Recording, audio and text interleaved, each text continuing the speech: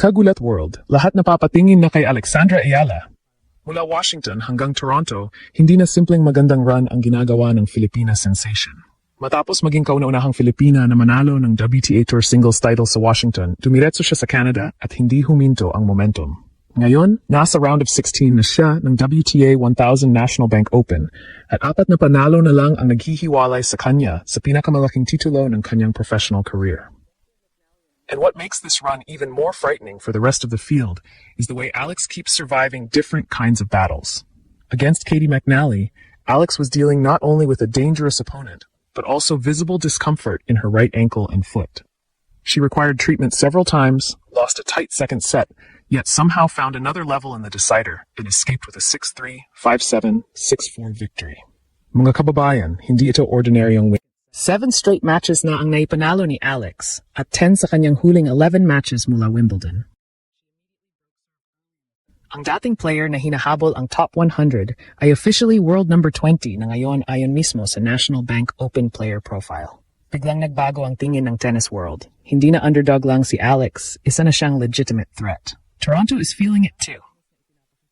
Sportsnet described the tournament atmosphere as increasingly resembling a Filipino festival, with Philippine flags around the stadium and loud pro-Ayala support exploding whenever Alex won important points.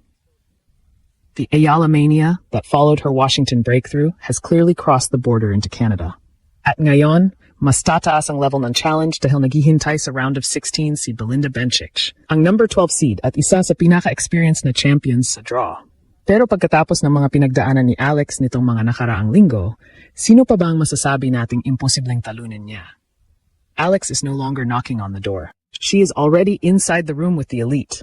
And at the National Bank Open, the possibility of a first WTA 1000 championship suddenly does not feel like a fantasy anymore.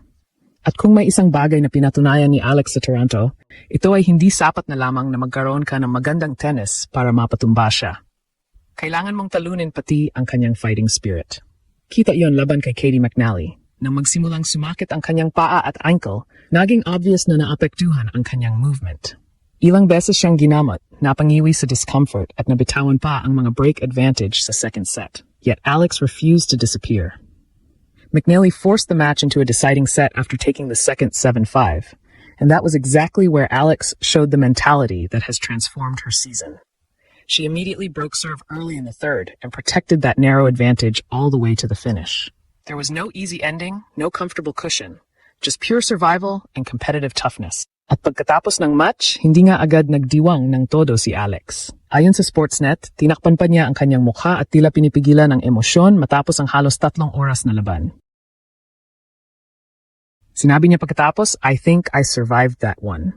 2 oras at mahigit 40 minuto ng bakbakan iyon, pero sa dulo, pangalan pa rin ng Filipina ang nakasulat sa winner's column.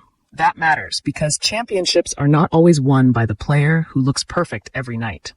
Sometimes they are won by the player who finds a way when the legs are heavy, the body hurts, and the opponent refuses to go away.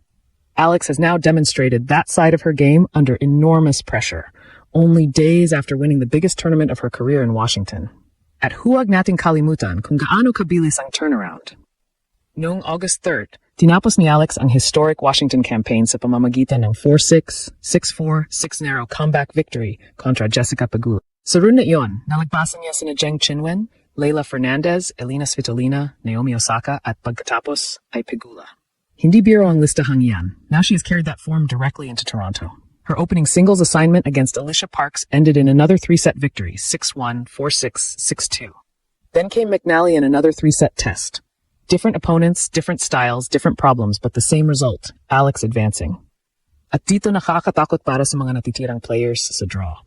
Dahil dati, baka ang game plan laban kay Alex ay pahabayin ang rallies, i-pressure ang kanyang serve, o hintayin siyang mawala ng consistency. Pero ngayon, nakita natin siyang manalo sa dominant fashion, comeback fashion, at survival fashion. Ibig sabihin, marami ng paraan si Alex para makakuha ng victory. The rankings confirm how dramatically her position has changed. The National Bank Open lists Alex at world number 20 as of August 8. That puts her firmly among the sport's elite names, and the results suggest the ranking is not some temporary statistical accident. She's producing wins against accomplished opponents across different tournaments and surfaces. Ngayon, si Belinda Bencic ang susunod. Isa itong matchup na talagang susukat kung gaano pa kalayo ang kayang marating ni Alex sa Toronto. Bencic entered this event as the number 12 seed. At siya ang nakaligtas sa marathon laban kay Taylor Townsend, 6'7", 7'6", 6'4". Isang laban na umabot sa 3 hours and 26 minutes. But that also means Bencic has accumulated plenty of court time herself. So while people will understandably talk about Alex's ankle and physical recovery, this round of 16 meeting could become a battle of resilience. And if this turns into another long, emotional fight, Alex has just shown the entire tournament that she is extremely difficult to finish off. Mga kababayan, kaya masasabi nating takot ang buong National Bank Open, hindi dahil may verified statement ang bawat opponent na natatakot sila kay Alex, kundi dahil sa competitive reality. Lahat ng natitirang kalaban ay kailangan ng seryosohin ng Filipina. Hindi na pwedeng tingnan ang pangalan niyang parang surprise package lamang. Kapag hindi ka handa, kaya kang pawiin ni Alex. And that is perhaps the biggest transformation of all. A few months ago, Alex entering a WTA 1000 event generated excitement, because Filipinos wanted to see how far she could go. Now she enters the late rounds with a completely different question surrounding her. Can Alex actually win the whole thing? At kapag tiningnan natin ang posisyon ni Alex sa draw, talagang mapapasabi kang abot kamay na. Round of 16 na siya. Kapag nalampasan niya si Bencic, quarterfinals na. Isang panalo pa, semifinals. Isa pa championship match. At isa pang victory mula ron, WTA 1000 champion na si Alex. 4 na hakbang. Mahirap. Imposible? Sa klase ng tennis na ipinapakita niya ngayon, hindi na. The remaining field is still loaded with elite players. Iga Swiatek has already reached the quarterfinals, while Coco Gauff, Elena Rybakina, and other major names have been progressing through the draw. This is a WTA 1000 event. There are no shortcuts from this point forward. Every round will demand another high-level performance. Pero ito rin ang dahilan kung bakit exciting ang pagkakataon.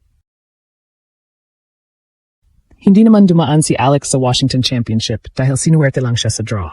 Dinaanan niya ang ilang established stars bago niya tinalo si Pegula sa final. Kaya kapag pinag-uusapan natin ngayon ang posibilidad ng Toronto Championship, mayroon ng actual evidence na kaya niyang talunin ang elite competition sa sunod-sunod na matches.